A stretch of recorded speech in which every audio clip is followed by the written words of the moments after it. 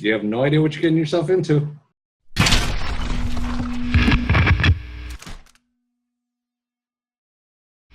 Hi everyone, I am Coach Mandy from Altered Self Wellness, and I'm excited to share with you today an amazing man who has had to overcome some serious hurdles in life, and we are going to learn all about my friend Jory today. And with that, hi Jory. Hello, Mandy. How are you? Do you want to give us a little background as far as who you are and kind of what your situation is? Okay. Well, one of the things I'm working on getting into is I'm just a guy, 56 years old, been through, as you said, a lot of stuff. Pretty much who I am now is a father of 2 kids. They're in their 20s, which is really cool. And I am a advocate for chronic pain, chronic illness, mental health awareness, and founder of Hope Instilled, which offers resource information as well as peer-to-peer support groups. Love it. Can you tell me a little about your diagnosis as far as your chronic pain? What started out in 1987 as a herniated L5-S1 disc turned into 5 fusions total at L5-S1 because 3 had failed. And then there were 2 follow-up procedures. So my back was cut open 5 different times. Holy cow. In addition to an anterior fusion. As far as diagnosis is concerned, it's failed back surgery syndrome, or failed back syndrome, which is the same thing. Nerve and muscle damage from the surgery scar tissue, which they don't really give as a real diagnosis, but it's a really chronic condition. Arthritis, anxiety, depression, complex PTSD from the compounding traumas over the years, dissociative amnesia. And then there's a 2010 myelogram, which was done, showed I have 4 other mild to moderately bulged discs, but I've just disregarded those. And from 2006, I was in a severe auto accident. I was rear-ended at a stoplight, a pickup truck going 50 miles an hour. So I have 2 discs in my neck, which can act up from time to time, traumatic brain injury, as well as a bruised skull, which I will have the rest of my life because it's never fully healed. Other than that, not Just much. That. Yeah. Not much. Guy. Holy moly, you're really bringing it to the table today, huh? And you're thriving, I mean, that's something to be said about, how resilient we are as humans. So give me some specifics. How does your limitations affect your life? I'm a different guy now. The before and after? Yes. Yes. Well, you can share whatever's on your heart. Bottom line, everything that I went through all but destroyed my life. It took away just about every thought of being a person, as far as being a husband, divorced now, but as far as trying to be a good father, a good family person and all of that. And it was a very slow and deliberate attack on my mind and body through the years. It wasn't just one intense incident which completely changed my life. Like somebody gets a diagnosis of cancer. I mean, that I can't comprehend. This was very, very slow. So the pain just kept getting worse over the years, and it came with the increasing depression and all those other, attachments that come along with the full package of what it is to experience trauma and life. From there, interesting part of when the change came was due to a fall I had at home in January 2013, where I actually dislodged my L4 vertebra. And I thought that I had experienced pain before. This was a whole new experience in pain. However, if that had not happened, as far as what I've learned to live with the diagnosis, one of the things about me is through it all, I never really accepted what it all did to me. And it wasn't that I was angry with it or anything like that. It just didn't connect, didn't make sense to me. And so I just kept moving along with it the best I could. And the problem is I haven't really been living. So through it all it just went into a total survival mode. I'm an overachiever. It was one step forward and block and a half back. But I just kept getting back up saying, oh, that was fun. Let's do it again. Again, survival, that was the only option. And defeat, giving up, none of that to me was even in my mindset. It didn't matter how bad it hit me. I would just keep going. And again, it was just a compounding of repeated surgeries, repeated traumas. After the surgeries, pain continuing, the car accident, all these things that kept taking away and decreasing my quality of life until by 2008, I literally had stopped working because I just couldn't focus anymore, and the pain was so severe that I couldn't do a job anymore. Wow. So you just weren't functioning. Yes. So when you talk about trauma, are you talking about from the car accident or from the surgeries, or a combination of both? The traumas themselves, it's an interesting terminology for people to look up to really get an idea of where they're at. It is looking in and saying, you know what I went through there, that sucked. I mean, today I'm having myofascial release therapy done, and the doctor's literally trying to get me to realize that one surgery was a very traumatic event. And I tell people I had 5 surgeries, and and then their mouth's a gap, and I'm like, well, that's just a little bit of my story, So I'm actually having to realize just how traumatic it was. It was going through, everything seemed well, pain kept coming back, all of a sudden another surgery. And it's like you do everything you're supposed to do, but then it was the massive letdown again. To the point where after my final surgeries and follow-up procedure, the doctor actually removed the hardware. And so he was visually able to see that it was fused. And it took me at least a year to accept that. I kept waiting for it to fail again. And I had to literally keep reminding myself that he saw it, not in an x-ray, he saw it and it's fused. So that's how messed up the compounding can be.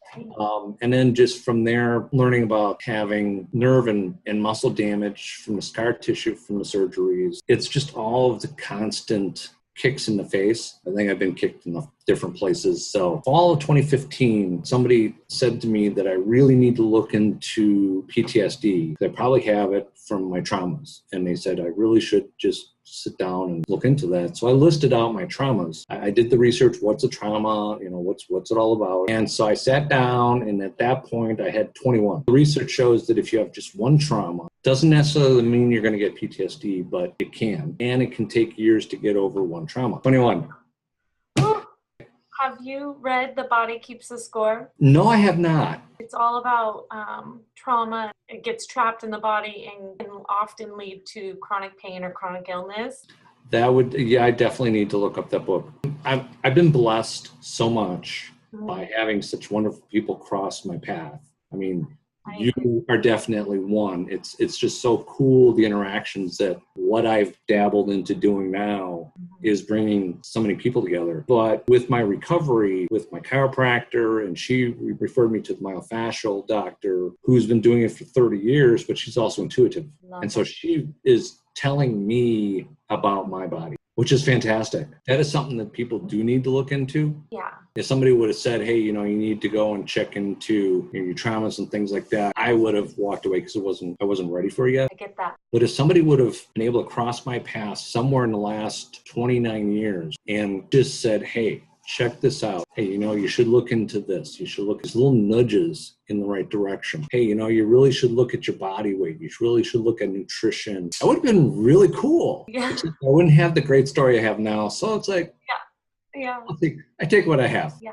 Well, you're definitely doing some really cool stuff in our community, and you're a blessing for sure. You said that for you, it was never an option. Failing was never an option. It wasn't, you were going to get through this. So one of the questions I love to ask people is, when and how did you decide you were going to be okay? Your questions were, to me, piercing in a rough way. Oh, no. And I'm glad for it. Okay. And I thank you for it, because I need to get through these things. So it was great. Being okay was surviving. I grew up with mom is like, if the blood isn't flowing, don't talk to me. Surviving was just already part of us. And I always held on to being okay because, like I said, there was no other option. You just keep going. You don't give up. That didn't make sense to me. But there has been a multiple number of times where I literally, any reasonable person, you know what? That's it. I'm done. Not me. I can't figure out how to do things easy. hey, bring it on.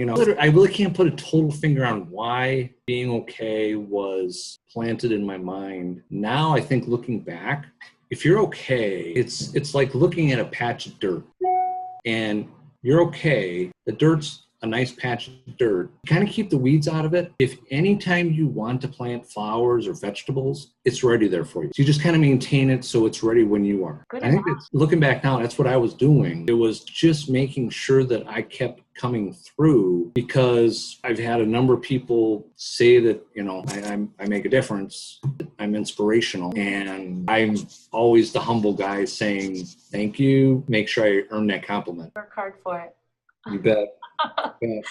So what helps you feel better when you're having a flare-up? And again, this was a long learning curve, because rest is very beneficial, but rest didn't really fit for too many years. It was probably not a good thing. My chiropractor, I'm extremely fortunate that if I need to, at a moment's notice, call and get in, they'll get me in, which is fantastic. Ice, heat, I've come across some great herbs. Actually, my chiropractor has me take product called MyoCalm, which is a natural muscle relaxer, and Boswellia combination, which is a natural anti-inflammatory, and they both work really, really well. And I had learned about Corydalis, Corydalis, which is a Chinese herb, and it's used for pain. And I've tried it. I ordered a few different types of it, and I found one that really does work effectively. And I'm extremely good at mind over matter with my pain. I can turn it off really well, but this Corydalis really, really does work. You just put a few drops in some water, you drink it, and I just go ahead, and all of a sudden I have to stop and like, hey, cool. This is working. Yes. All right, I can handle that. Yeah. I'll have to put a link to that in the show notes. For years, the whole thing for me was just disassociating from the pain. Mm-hmm. I mean, I can turn my mind off of it way too easily, which is a good thing and a harmful thing. So I still have that in my tool belt. And you can understand tool belt. Yeah. Since your arsenal of tools. Oh, yes. Keep you surviving and moving forward.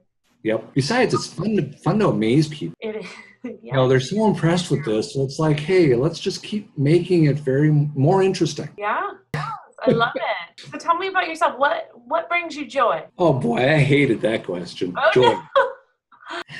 Helping others brings me a lot of joy. Giving of myself, that was something we grew up with. With all that I've been through, which thankfully not many people have, I don't see any bad weather days. I like sunny days and I love rainy days. I love the bitter cold and I love the hot summer. It's also fun because it's another way I drive people crazy, because they'll look out and say, oh, it's raining today, and I'm looking out saying, it's wonderful. The ground needs the rain. The farmers like it, So you just try to make the most of whatever is and enjoy it as it is. I've had too many times where I should no longer be on this planet. It makes you appreciate so much more. Borrowed time. So, springtime, I will look at the buds coming on the trees, and I'll stop and I'll look at flowers that are budding and starting to open. I mean, my favorite flower is a rose, because you look into a rose and it's never ending. It just seems like it's never ending potential. Nature is another thing that brings me a lot of joy. Like you're saying about kind of living on borrowed time, it sure does make, for myself speaking, it makes me slow down and really enjoy this moment. Just getting outside and being able to go to a commitment or anything, things that most people find drab, it's like it's a gift that I get to be here. Everything I've been through, there's no way I could comprehend what it must have been like for you to have to be in a bed for a year. I'm exaggerating. I got to be vertical for 4 hours a day. Well, but still, that's such a limiting thing. And it's another thing I tell people that with the work I do, there's no competition on pain. Mm-hmm. There's no, okay, fine, I have 26 traumas, whoop-de-doo, you know what? Some person can have one trauma. Mm-hmm. And it can devastate their life. And I really feel for And the other one, as far as pain, that's like, certainly don't try to catch up with me. Yeah. But Chronic pain is any pain that lasts more than 6 months. That's the best definitive answer on it. Right. So if somebody has their left big toe has been giving them problems for a year, it's affecting their life. It affects how they walk. It affects how they sleep, interact. That is as big of a problem for pain for them as anything that I'm going through or somebody else. Certainly wouldn't try to compare. I try to identify when I'm listening to someone else There you go. on a level of emotions. And a big toe injury versus fibromyalgia, it's the same level of, not level, but it's the same feelings. It's the unmanageability and despair that comes along with trying to survive with an added hurdle, Right. And we all share that, no matter what our symptoms are. Right. Because one of the challenges I see with, with the support groups and trying to let people realize that it's okay to come in, it's okay to join, because they're like, well, I don't have as much pain as so-and-so. And that's when I sit down and I ask them about what they have going on. And then what I just said, I talk to them about. It makes a difference. You talked a little bit about rest. Is that all you do for self-care in your surviving? Well, okay, self-care. That, I literally had to look up what self-care meant. Really? Because most people that have a chronic illness or chronic pain of some sort, they are more familiar with what self-care is than just the average person. Yeah, see that self thing doesn't fit this guy. Okay. Okay. Rest, ice heat, watching movies. Yeah. I love watching old movies. I like watching a lot of the British mysteries, reading. I'm actually getting into taking naps. It's really weird. No, it's good. I'm actually tired and I'm like, I'm going to go take a nap. What advice would you give someone who in a similar situation as yourself? Well, if I ever ran into somebody in a similar situation, first I'd give them one big hug. Yes. And say, okay, we can get through this. Never give up. It's interesting. My grandfather, his funeral prayer card was "Don't give up," and he passed away in 1981. So I always kept it. I guess that's part of where I got it from. Maybe. So, a phrase that I really like is "Life happens, now what?" What are you going to do with it? Yes. The saying is you can become bitter or you can better. Now, I add into that is I totally accept that people need to go into that bitter area for a while. Please, yes, you need to. Again, with everything I went through, I never was allowed the opportunity to grieve any of the losses from any surgery.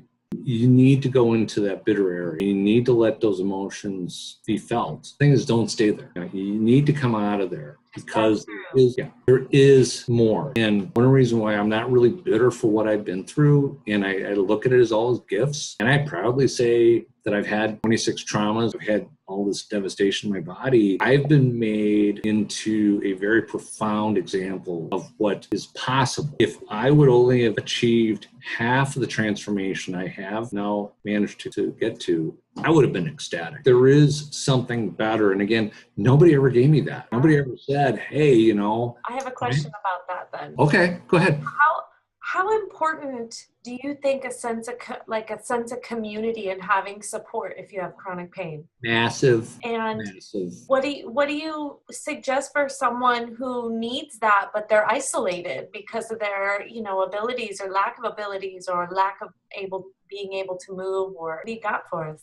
Oh, I've got, and I've been blessed with how the things have unraveled. Peer-to-peer support groups is a must for anyone who lives with chronic illness, chronic pain, a rare disease, mental health conditions. You need to have somebody else that you can talk to that gets it. Mm-hmm. You and we get it, but we have different conditions. Mm-hmm. But we get it more than what we can talk to, for a lot of people, their family or their spouse, their partner. Yeah.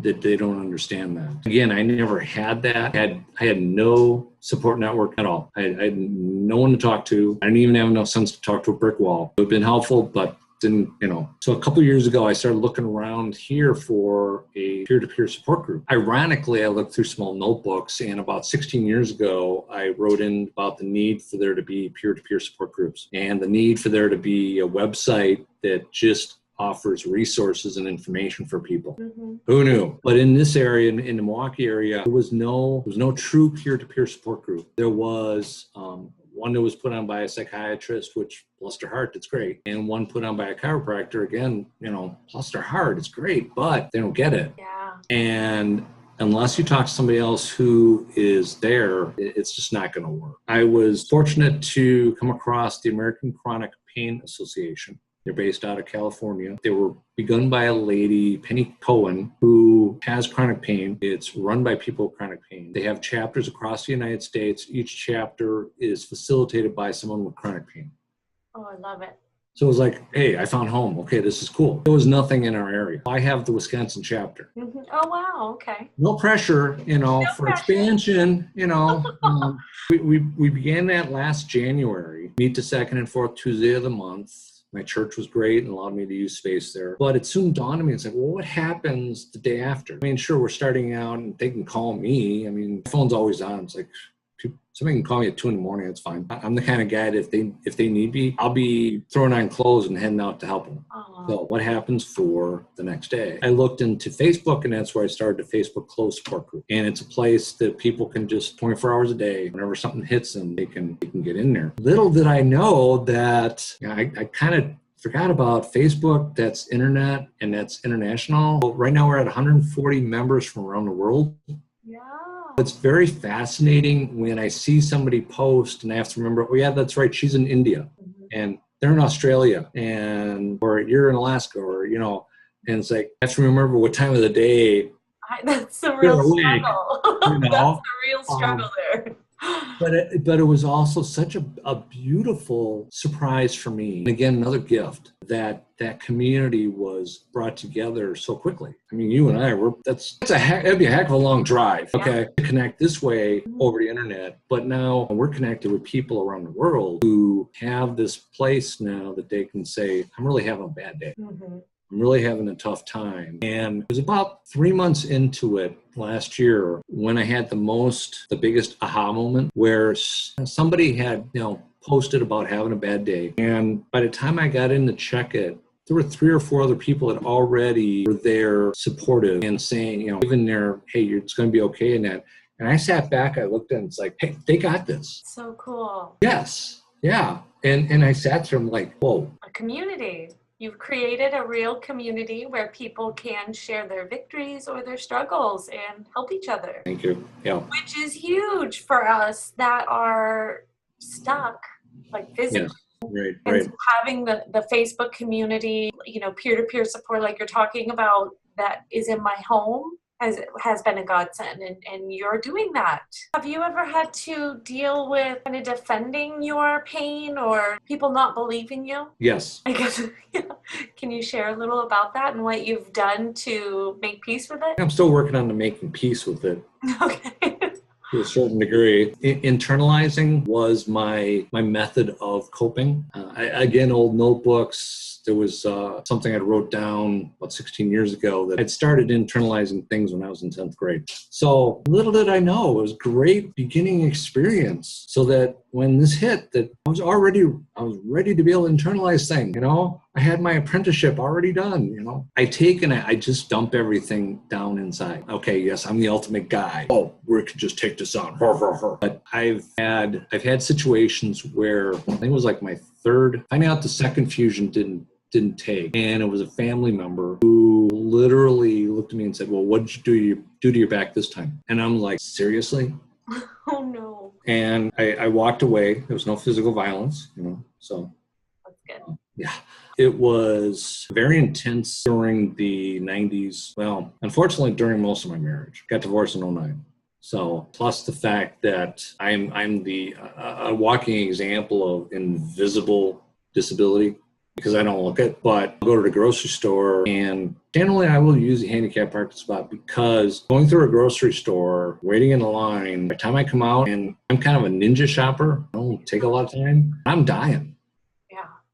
And a lot of people understand, get this with the invisible is that, I park there and you come out and like your radar's up. It's like, okay, who's going to come at me? It's like, what are you parking there for? Oh, yeah. I did have one experience with that about 7-8 years ago or so. A gentleman approached me with those comments and I just stopped and I calmly looked at him. I said, tell you what, I reached my wallet, reached my phone.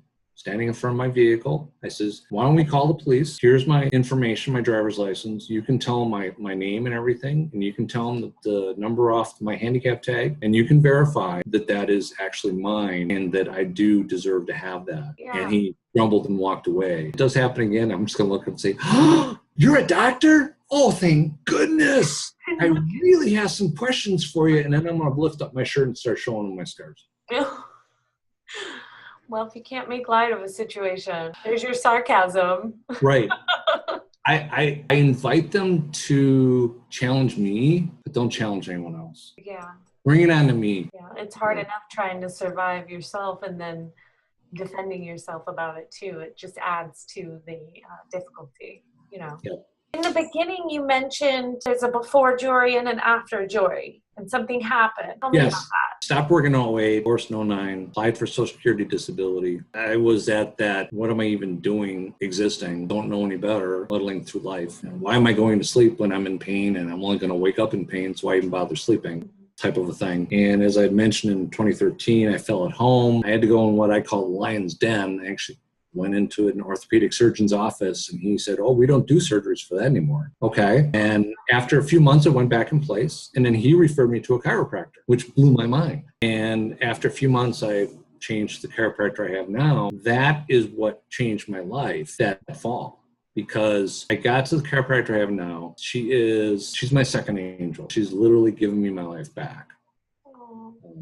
She's very supportive and inspirational to me. As I said, timing is everything, and the timing hit for me because all of a sudden I looked down and looked at, oversized Jory and said, this weight is not doing my back any. I was at 212 pounds at the time. I used to be like 145 pounds soaking wet.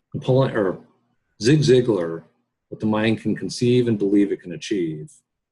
No, I did get that wrong, Napoleon Hill. And I learned that years ago, and that's like definitely stuck in my mind because I was like, okay, I just need to get rid of this weight. I'm disabled. No way I could exercise. I'm on disability. Just like no money there to be able to get some fancy diet. I ran in a personal trainer, basically said how we were designed to eat. So I just changed what I ate and how I ate and cut out dairy and grains and things like those things. And I didn't even do a good job of it.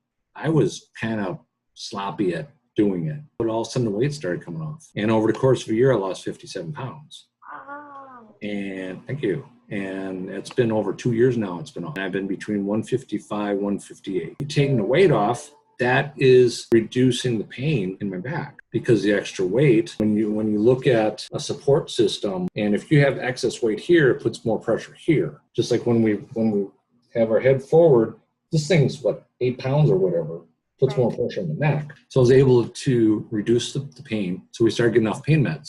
And at the time I was on OxyContin, 60 milligrams twice a day, plus oxycodone, plus the other stuff. So started coming down off of those. Ended up having to go through 5 months of withdrawals from the OxyContin, which the doctors never even warned me of. I was able to get off all the pain meds. And we've just been working on, from there, improving. Because I now have a body I've literally never had before in my life. Physically, strength-wise. A couple months ago, my chiropractor referred me to CrossFit training because I do better with regular exercise.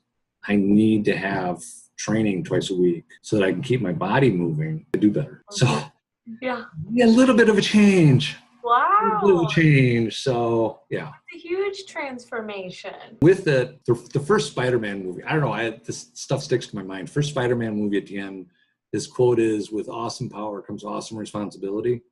Okay, great. I've had this fantastic transformation. This is not what most people should even consider trying to get to. Sure, hit the goal, go for it. Yes, definitely. I'm concerned that people look and say, well, look at what Jory's able to do. I should be able to do the same thing. And Jory did what was right for him. I want to help you get to what's right for you. And if I would have just lost 20 pounds, 25 pounds, that'd been great.